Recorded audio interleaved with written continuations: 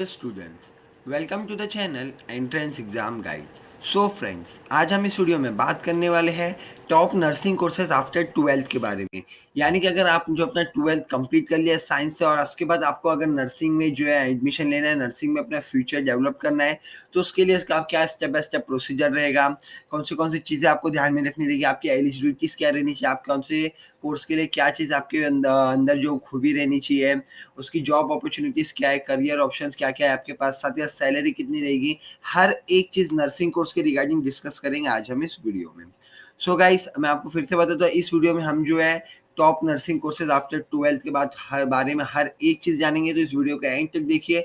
अगर आपको ट्वेल्थ के बाद नर्सिंग में जो एडमिशन लेना है, नर्सिंग में आप लोगों को अपना फ्यूचर बनाना है, तो गाइस हम वीडियो शुरू करते हैं। लेकिन वीडियो शुरू करने से पहले अगर आपने अभी तक हमारा चैनल सब्सक्राइब नहीं किया, तो चैनल को सब्सक्राइब कर लीजिए। साथ ही साथ जो बेल आइकन बटन है उसे दबाना ना भूलें, ताकि अगर और कोई भी करियर गाइडेंस आते हैं और कोई भी करियर गाइडेंस के ऊपर अगर हम वीडियो बनाते हैं, तो आपको हम जो वीडियो के माध्यम से सबसे पहले अपडेट कर पाएंगे, आपको नोटिफाई कर पाएंगे। तो चलिए फ्रेंड्स, अब हम शुरू करते हैं top nursing courses after twelfth के बारे में जानना। तो क्या उसके लिए मैंने आप लोगों को एक डिस्क्रिप्शन में एक लिंक प्रोवाइड करा दिया। आपको सिंपली अगर जो भी डिटेल्स मैं बता रहा हूँ, आप खुद भी जो है जानना चाहते, तो आपको सिंपली जो डिस्क्रिप्शन में दी हुई लिंक पे क्लिक करना होगा। तो वहाँ पे आकर आप यहाँ पे देख सकते हो top nursing courses after twelfth, career, salary and job opportunities. तो ये सारी की सारी जो टॉपिक्स हम कवर करेंगे, उसकी तो और भी कई सारी टॉपिक्स है, वो भी हम यहाँ पे कवर करेंगे। सो गाइस, सबसे पहले तो ये चीज़ आपको बता दूं कि जो नर्सिंग एक बहुत ही जो है नोबल प्रोफेशन है, बहुत ही जो है एक बड़ा और बहुत ही अहमियत वाला प्रोफेशन है। उसी के साथ गाइस आजकल जो नर्सिंग है उसका जो है हेल्थ केयर का जो सेक्टर है उसका जो बहुत ज़्यादा इंपॉर्टेंट बात है, क्योंकि अगर हेल्थ केयर सेक्टर की बात की जाए तो उसमें नर्सेज की जो है बहुत ज़्यादा ज़रूरत पड़ती है। और उसी के साथ साथ जो नर्सेज रहते हैं उनका जो हेल्थ का जो प्रोफेशनल रहते हैं उनको जो है बहुत सारे जो है अलग अलग जो है काम भी रहते हैं। लाइक उनको जो वेरियस डिजीज से जो है फाइट करने पड़ती है, लोगों की जो हेल्प करनी पड़ती है, डॉक्टर्स की हेल्प करनी पड़ती है सर्जरी में, ट्रीटमेंट में। तो गाइस इस आर्टिकल में हर एक चीज़ डालेंगे, लाइक नर्सिंग कोर्सेज अवेलेबल में कौन से नर्सिंग कोर्सेज अवेलेबल है इंडिया में, कौन से कोर्स की डिटेल, हर कोर्स की डिटेल जानेंगे, उसकी एलिजिबिलिटी क्राइटेरिया क्या होनी चाहिए, करियर प्रोस्पेक्ट जानेंगे, जॉब अपॉर्चुनिटीज़, और उसके बाद आपके जॉब अपॉर्चुनिटीज़ कौन से अवेलेबल है, वो कोर्स पर्टिकुलर कोर्स खत्म करेगा। मीन्स अगर आपने ट्वेल्थ कर लिया, ट्वेल्थ के बाद अगर आपने कोई कोर्स किया नर्सिंग का, उसके बाद आपके पास कौन सी जो है जॉब अपॉर्चुनिटीज़ रहेगी, वो भी हर एक चीज़ हम जानेंगे इस वीडियो में। सो गाइस, नेक्स्ट यहाँ पे आप यहाँ देख सकते हैं कि नर्सिंग जो है जॉब ओरिएंटेड जो है मेडिकल कोर्स है, क्योंकि हेल्थ सेक्टर में जो है जितने भी हेल्थ सेक्टर एरिया है उसमें जो है, चाहे वो अगर मैं एग्जांपल दूँ अगर गाइस, तो कोई एक कंट्री है वो चाहे डेवलप्ड रहे या डेवलपिंग नेशन रहे, कुछ भी नेशन है, तो डेवलप नेशन है, डेवलपिंग नेशन रहे, उसमें जो है हेल्थ केयर सर्विसेज की रिक्वायरमेंट रहने ही वाली है, चाहे वो डेवलपिंग रहे या डेवलप नेशन रहे। तो गाइस इसीलिए जो नर्सिंग है ये जो है एक इंटीरियर पार्ट है जो मेडिकल प्रोफेशन का, मीन्स इनडायरेक्टली आप बोलते हैं हेल्थ केयर सर्विसेज का जो है एक इंटीग्रल पार्ट है। तो नर्सेस जो रहती है वो बहुत ज़्यादा इंपॉर्टेंट, बहुत ज़्यादा बिग रोल प्ले करती है हेल्थ केयर सर्विसेज में। और जो नर्सेज रहते हैं जो उनका जो है बहुत ज़्यादा हाई डिमांड रहता है किसी भी हेल्थ केयर सेक्टर में, क्योंकि जो डॉक्टर्स हैं तो उन्हें हर जगह नर्सेस की ज़रूरत पड़ती है, उनको जो है नर्सेस की असिस्टेंस चाहिए रहती है, हेल्प चाहिए रहती है, चाहे वो सर्जरी हो, ट्रीटमेंट हो, या फिर जो पेशेंट्स आ रहे हैं उनको जो ध्यान रखना हो, हर चीज़ में जो नर्सेस की जो है हेल्थ रखी जाती है। और एक सर्वे के थ्रू ये पता चला है गाइस कि जो डेवलप्ड कंट्रीज है, जो डेवलप्ड नेशन है, उसमें पर 100 पेशेंट्स के ऊपर एक नर्स है। तो बात की जाए हमारे इंडिया में तो और ज़्यादा रेशियो रहेगा, सीधी सी बात है गाइस। उसी तरह से जो नर्सेस रहती है, अगर वो जो है वेरियस ग्रेजुएट पास मतलब अलग अलग ग्रेजुएट किसी कॉलेज से पास रहती है, तो उन्हें जो है आगे और भी बहुत सारी जो जॉब अपॉर्चुनिटीज मिलती है, उन्हें जो है बाहर भी, मीन्स आउट ऑफ इंडिया भी जो है जॉब के लिए बुलाया जाता है। कई सारी जो दूसरी कंट्रीज है जो इंडिया से नर्सेस को जो है चूज़ करते हैं, सेलेक्ट करते हैं वहाँ पे जॉब देने के लिए। तो अब यहाँ पे हम फुल डिटेल में जानना शुरू करते हैं। तो गाइस यहाँ पे आप देख सकते हैं, सबसे पहले हम देखेंगे career options in nursing after 12।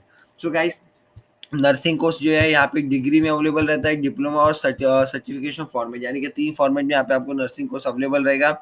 उसमें से यहाँ पे जो गाइस अंडर ग्रेजुएट और पोस्ट ग्रेजुएट, ये 2 कोर्सेज़ जो है मेन कोर्सेज़ है, मेन टाइप के कोर्सेज़ है जो कि अवेलेबल रहते हैं। पीजी कोर्सेज़ के थ्रू गए आप किसी एक में जो स्पेशलाइज़ेशन कर सकते हैं, किसी भी एक डिसिप्लिन में, किसी भी एक फील्ड में, medical with in main medical profession में। तो आइए अब हम उसकी लिस्ट देख लेते हैं गाइस यहाँ पे।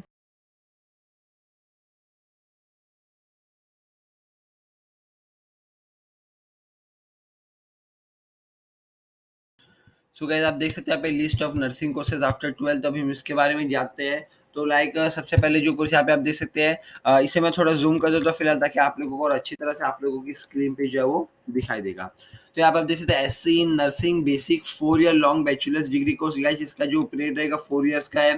Next ANM diploma in auxiliary nursing and midwifery 2 years long programme, 2 साल का जो है 2 साल के पीरियड का प्रोग्राम है। SC in nursing 2 years long PG degree है। एससी नर्सिंग पोस्ट बेसिक, ये भी 2 ईयर्स जो है पर लॉन्ग बैचलर डिग्री है। और 3 years long distance education mode means अगर आप डायरेक्टली करेंगे तो आपको 2 ईयर्स का कोर्स रहेगा बैचलर डिग्री, या फिर अगर आप डिस्टेंस से करते हैं long bachelor means distance education लेंगे तो आपको जो है 3 ईयर्स का ये गिरेगा। नेक्स्ट बात करेंगे GNM diploma in general nursing and midwifery 3.5 यानी कि 3.5 ईयर्स का जो प्रोग्राम है ये। उसका field in nursing 1 year long advance programme 2 years part time format. अगर पार्ट टाइम में आप ये कोर्स करेंगे तो आपको जो टोटल 2 साल लगेंगे। पीएचडी इन नर्सिंग की बात की जाए तो 3 से 5 साल का जैसे ये कोर्स रहता है एडवांस एडवांस प्रोग्राम। उसी के गाइस यहाँ पे जो हमने अभी डिप्लोमा और डिग्री के जो कोर्सेज देखे उसके साथ साथ जो है पीजी हो गया, और भी अलग अलग जो है अल्टरनेटिव जो पीजी डिप्लोमा और सर्टिफिकेट कोर्सेज के जो है कोर्सेज जो प्रोवाइड कराए हुए रहते हैं, जिसके बारे में हम नीचे जानेंगे। लाइक अभी यहाँ पे देख सकते हैं ऑपरेशन रूम नर्सिंग हो गया, सेंट्रल केयर नर्सिंग हो गया, कार्डियो थेरेपिक नर्सिंग हो गया, इमरजेंसी नर्सिंग हो गया, नियोनथाल नर्सिंग हो गया। फिर उसी के साथ यहाँ पे आप देख सकते हैं न्यूरो साइंस नर्सिंग हो गया, नर्सिंग एडमिनिस्ट्रेशन हो गया, ऑर्थोपेडिक एंड रिहेबिलिटेशन नर्सिंग हो गया। गाइस ये सब ऐसे हैं जिसके नाम से ही आप एक अंदाजा लगा सकते हैं कि ये जो है किस केस में, लाइक यहाँ पे देते इमरजेंसी केस में जो रहता है उसमें हेल्प करने के लिए वो नर्स के लिए यहाँ पे जो आपको दे दिया है। ये न्यूरो साइंस के लिए हो गया, नर्सिंग के एडमिनिस्ट्रेशन में जो रहता है वो हो गया, ये रिहेबिलिटेशन सेंटर्स के लिए हो गया। उसी तरह से यहाँ पे जो आप देख सकते हैं पूरी तरह से यहाँ पे आपको जो दूसरे अल्टरनेटिव जो भी कोर्स है नर्सिंग के वो भी आपको यहाँ पे जो है दे दिए गए। अब नेक्स्ट हम बात करेंगे गाइस यहाँ पे एलिजिबिलिटी क्राइटेरिया कौन सी होनी चाहिए कौन से नर्सिंग कोर्स के लिए। मीन्स हमने अभी ऊपर जो भी नर्सिंग कोर्सेज देखे, अगर आप वो सारे के सारे नर्सिंग कोर्स के लिए उसमें से किसी भी एक नर्सिंग कोर्स के लिए अगर अप्लाई करना चाहते हैं तो उसके लिए आपको कोई ना कोई एलिजिबिलिटी क्राइटेरिया आप में रहनी ज़रूरी है।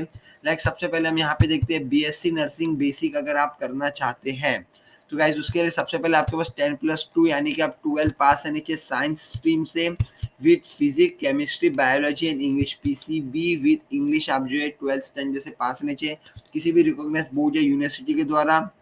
उसी के साथ गाइस अगर एग्रीगेटेड मार्क्स की बात की जाए तो वो जो इंस्टीट्यूट डिफरेंट रहते हैं, मीन्स हर इंस्टीट्यूट ने जो अपना मिनिमम क्वालिफाइंग मार्क्स है वो अलग रखा रहता है। फिर भी अगर बात किया तो जनरली अराउंड 50% तो मीन्स रहना चाहिए कम से कम। और आपकी जो एज है वो मिनिमम 17 ईयर्स रहनी चाहिए, उससे कम आपकी एज नहीं चलेगी। सो गाइस बीएससी नर्सिंग हमने क्लियर कर दिया।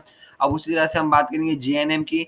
तो गाइस जीएनएम के लिए आपको जो है 10+ यानी कि 12 पास रहनी चाहिए किसी भी साइंस या आर्ट्स स्ट्रीम से रिकॉग्नाइज्ड बोर्ड या यूनिवर्सिटी के द्वारा। उसी के साथ गाइस यहाँ पे भी अगर बात की जाए मिनिमम मार्क्स की तो मिनिमम एग्रीगेट मार्क्स हर इंस्टीट्यूट अलग रहता है। तो भी बात की जाए तो जनरली 50% ऑलमोस्ट रहना चाहिए आपका कम से कम। आपकी एज जो है 17 ईयर्स से कम रहनी चाहिए। और गाइस यहाँ पे आप देख सकते हैं नेक्स्ट आपको बता दिया ANM qualification holders are eligible to pursue his course. Means अगर आप जो है एएनएम क्वालिफाइड कैंडिडेट हो जाते हैं तो अपना जो आप कोर्स जो परस्यू कर सकते हैं, अपना कोर्स की जो पढ़ाई आप उसे कर सकते हैं। पर कई बार क्या होता है कि कई सारे इंस्टीट्यूट यूनिवर्सिटीज ऐसी रहती है जो आप जिनके एलिजिबिलिटी क्राइटेरिया में और भी ज़्यादा रिलैक्स रहता है, यानी कि एलिजिबिलिटी क्राइटेरिया जो और ज़्यादा आसान रहती है। यानी कि वो आपको अलाउ करते हैं कि आप जो 12 पास रहे किसी भी स्ट्रीम से, चाहे वो साइंस हो कॉमर्स हो आर्ट्स हो, आप इस कोर्स में जो है एडमिशन ले सकते हैं। इस कोर्स को जो है आप जो है पढ़ाई कर सकते हैं। सो क्या ऐसी भी कई सारी यूनिवर्सिटीज रहती है जो आपको कॉमर्स फील्ड से अगर आप हो तो भी आपको जो है इसमें जो एडमिशन लेने मिलेगा, एडमिशन आपको इसमें इस कोर्स को परस्यू करने मिलेगा। सो गाइस हमने अभी बीएससी नर्सिंग बेसिक और जीएनएम के बारे में जान लिया है। अब हम नेक्स्ट एएनएम के बारे में जानेंगे। सो गाइस ये भी इसके लिए आपको 10+ यानी कि 12 पास रहनी चाहिए, आप साइंस या आर्ट्स से रिकॉग्नाइज्ड बोर्ड से, सीधी सी बात है। नेक्स्ट मिनिमम एग्रीगेटेड मार्क्स की बात की जाए तो आपका यहाँ पे सेम इंस्टीट्यूट वेरी करता है, मार्क्स जो है चेंज रहते हैं, हर इंस्टीट्यूट का अलग अलग क्वालिफाइंग मार्क्स रहता है। लेकिन फिर भी आपका जो है जनरली 50% मार्क्स आए हुए रहनी चाहिए। बात की जाए कैंडिडेट्स की एज की तो मिनिमम 17 ईयर्स एज रहनी चाहिए, उससे कम एज रहेगी तो नहीं चलेगा। और यहाँ भी सेम चीज़ बताइए कि कई सारे इंस्टीट्यूट जो है बहुत एलिजिबिलिटी क्राइटेरिया और रिलैक्स कर देते हैं। यानी कि आप जो है 12 पास रहेंगे सिर्फ किसी भी स्ट्रीम से, साइंस कॉमर्स आर्ट, तो भी आप जो इस कोर्स को कर सकते हैं, इस कोर्स को आप परस्यू कर सकते हैं। नेक्स्ट केस यहाँ पे आप देख सकते हैं बीएससी नर्सिंग पोस्ट बेसिक। हमने बीएससी नर्सिंग बेसिक ऊपर देखा था, अभी यहाँ पे हम जो है पोस्ट बेसिक के बारे में पोस्ट बेसिक के बारे में देखेंगे। तो यहाँ भी गैस आप 10+10 के 12 पास से नीचे साइंस या आर्ट से, और आपने जो है जेएनएम प्रोग्राम कंप्लीट किया हुआ रहना चाहिए, और आप जो है रजिस्टर्ड नर्स रहनी चाहिए विद इन द स्टेट। तो with in the state nursing nurse counselling nurse registration counselling जो है उसमें आप रजिस्टर रहनी चाहिए। तो फिर आप जो है पोस्ट बेसिक के लिए जो है अप्रूव रहेंगे, आप पोस्ट बेसिक के कोर्स के लिए अप्लाई कर सकते हैं। बात करेंगे एमएससी नर्सिंग की, तो एमएससी नर्सिंग के लिए गाइस आपका जो बीएससी नर्सिंग कंप्लीट रहना चाहिए, पोस्ट सर्टिफिकेशन बीएससी हो गया या तो फिर पोस्ट बेसिक बीएससी नर्सिंग, ये तीनों में से कोई भी एक फील्ड आपकी एक जो कोर्स है आपका वो कंप्लीट रहना चाहिए फर्स्ट ऑफ ऑल। और उसके बाद गाइस आपका जो है मींस आप जो है रिकॉग्नाइज्ड आईएनसी जो है उसमें अगर आप पास रहना चाहिए मिनिमम 55 एग्रीगेटेड मार्क्स के थ्रू। यानी कि अगर आप जो इस कोर्स के लिए अप्लाई करना चाहते हैं तो सिंपली आपको जो BSc nursing, post certificate BSc या फिर पोस्ट बीएससी नर्सिंग, ये तीन में से किसी भी कोर्स में आप जो है पास रहने चाहिए। किसी भी कोर्स को जो आप पूरे कंप्लीट किया हुआ रहना चाहिए रिकॉग्नाइज इंस्टीट्यूट के द्वारा, जो कि आईएनएनसी के द्वारा जो है रिकॉग्नाइज हो उस इंस्टीट्यूट के द्वारा, और उसमें आपके जो मिनिमम एग्रीगेटेड 55% मार्क्स आए हुए रहने चाहिए। कैंडिडेट की बात की जाए तो उसके बाद जो है वर्क एक्सपीरियंस भी रहना चाहिए बीएससी प्रोग्राम खत्म करने के बाद, और वो जो है रजिस्टर्ड नर्स रहना चाहिए nurse counselling nurse registration counselling में। तो आप जो एमएससी नर्सिंग के लिए अवेलेबल रहेंगे। अब बात की जाए एमफिल नर्सिंग की, तो उसके लिए गाइस आपको जो MSc nursing with any speciality, किसी भी स्पेशलिटी के साथ आपको जो अपना एमएससी नर्सिंग कंप्लीट करना रहेगा किसी ऐसे इंस्टीट्यूट से जो कि रिकॉग्नाइज्ड हो आईएनसी के द्वारा, और उसमें आपको जो है मिनिमम 60% एग्रीगेटेड मार्क्स लाने होंगे। अब बात की जाए यहाँ पे PG post basic diploma nursing की, तो उसके लिए आपको जो है बीएससी नर्सिंग और पोस्ट बीएससी जो नर्सिंग है या फिर जीएनएम है, तीनों में से कोई भी एक आपको जो है कोर्स कंप्लीट करना होगा किसी ऐसे यूनिवर्सिटी से, किसी ऐसे इंस्टीट्यूट से जो कि रिकॉग्नाइज्ड हो आईएनसी के द्वारा। और नेक्स्ट उसमें आपको जो एग्रीगेटेड मार्क्स आने चाहिए वो आपके 55 मार्क्स परसेंट आए हुए रहने चाहिए। अब बात करेंगे हम यहाँ पे जॉब प्रोफाइल्स रजिस्टर्ड नर्सेज के लिए, यानी कि जो रजिस्टर्ड नर्सेज हैं उनकी जॉब प्रोफाइल क्या है। तो यहाँ पे आप देख सकते हैं, यहाँ पे आपको जो जॉब प्रोफाइल आपको बता दी गई है कि आप जो है क्रिटिकल केयर नर्स में जो आपको एडमिशन हो सकता है, रिहेबिलिटेशन स्पेशलिस्ट आप बन सकते हैं, इंस्ट्रक्टर टीचर्स बन सकते हैं, पेडियाट्रिक नर्स सर्जरी नर्स आप बन सकते हैं, शेफ नर्सिंग ऑफिसर बन सकते हैं, असिस्टेंट नर्सिंग ऑफिसर हो गया, नर्स मैनेजर या सुपरवाइजर, ये सारे के सारे आपके जॉब प्रोफाइल से गाइस। नेक्स्ट अभी फेमस रिक्रूटर्स की बात की जाए कि अगर आप ये सारे के सारे कोर्सेज जो से करते हैं तो उसके बाद कौन से फेमस रिक्रूटर्स है जो आपको मीन्स जॉब के लिए जो पिक कर सकते हैं।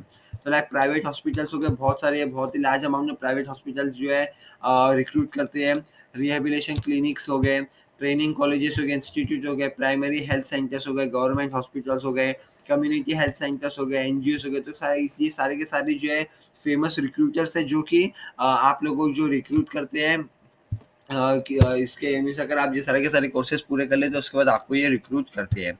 सो गाइस आई होप कि अभी आप लोगों को जो है नर्सिंग कोर्सेज आफ्टर 12th में भी कुछ भी डाउट नहीं होगा। आपको हर एक चीज़ क्लियर हो गई होगी कि अगर आपने जो 12th के बाद अगर आप नर्सिंग कोर्स करना चाहते हो तो उसके लिए कौन से कोर्सेज अवेलेबल है। लाइक यहाँ पे पूरी लिस्ट दे दी गई थी, पूरा मैंने बता दिया है कि कोर्सेज अवेलेबल है। उसी के बाद आपको जो है उस कोर्स को मैंने डिटेल में एक्सप्लेन कर लिया कि अगर आप कोई पर्टिकुलर कोर्स करना चाहते हो उसके लिए आपकी कौन सी एलिजिबिलिटी क्राइटेरियाज रहनी चाहिए, क्या क्या आपकी आप में होना ज़रूरी है, वो सारी चीज़ें बता दी है, जॉब प्रोफाइल बता दिया, रिक्रूटर्स बता दिए। सो गाइस अगर आपको अभी भी कोई भी डाउट हो रहा है, अभी भी कोई भी प्रॉब्लम हो रही है अगर नर्सिंग कोर्स के रिगार्डिंग, तो आप मुझे कमेंट सेक्शन में बोल सकते हैं। मैं ज़रूर आपकी मदद करने की पूरी कोशिश करूँगा। और अगर ये वीडियो अच्छा लगे, इस वीडियो के माध्यम से आपको जो है कोर्सेज आफ्टर 12 नर्सिंग में अगर हेल्प मिली, उसके बारे में जानने मिला हो अच्छे से, तो प्लीज़ लाइक कीजिए, शेयर कीजिए, सब्सक्राइब कीजिए और हाँ बेल आइकन बटन दबाना ना भूलिए। Thank you friends and best of luck for your career.